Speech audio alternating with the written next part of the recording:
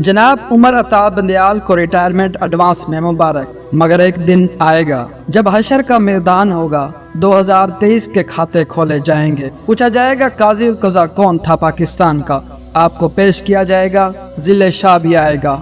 9 मई के 25 शोहदा आएंगे जिनकी माओ बहनों बेटियों को रेप की धमकियां दी गई, वो आएंगे। जिन पर जिनसी तशद्दुद गैर इंसानी तशद्दुद हुआ, वो भी आ जाएंगे। जो भूख से बिलखते सिसकते मर गए, वो भी आ जाएंगे। जिसने 2023 में जुल्म सहा होगा, वो वहाँ मौजूद होगा।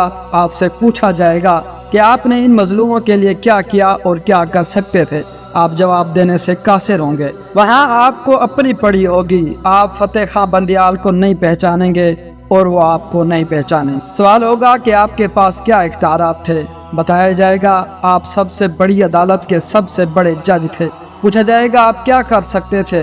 बताया जाएगा आपके पास आज खुद नोटिस का इख्तियार था। पूछा जाएगा आप क्यों अपने इख्तियारात का इस्तेमाल ना कर सके। पूछा जाएगा क्यों लोगों को कत्ल किया गया और आप खामोश रहे।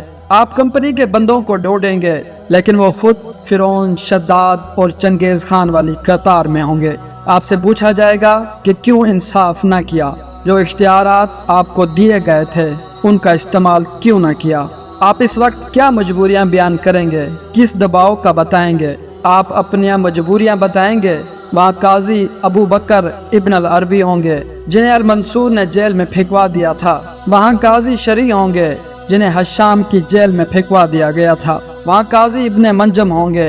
वहाँ काजी मुगीसुद्दीन होंगे। जब उनको मजबूरियां बताई जाएंगी और उनका डट जाना बताया जाएगा, तो आपकी कोई हील, कोई दलील काम ना आएगी। इस दिन पूरा हिसाब होगा। और याद रखने की बात, जिसने ये हिसाब लेना है, इसे ना कोई मजबूरी रोकेगी, ना कोई दबाव, ना कोई सिफारिश सुनेगा, ना कोई एहसान, ना कोई ज्यादती करेगा। सिर्फ साफ सुथरा चिट्टा नंगा इंसाफ किया जाएगा उस दिन उस आदिल के आगे जिसने ये कायनात बनाई है। और उस दिन हिसाब होगा और सबका होगा।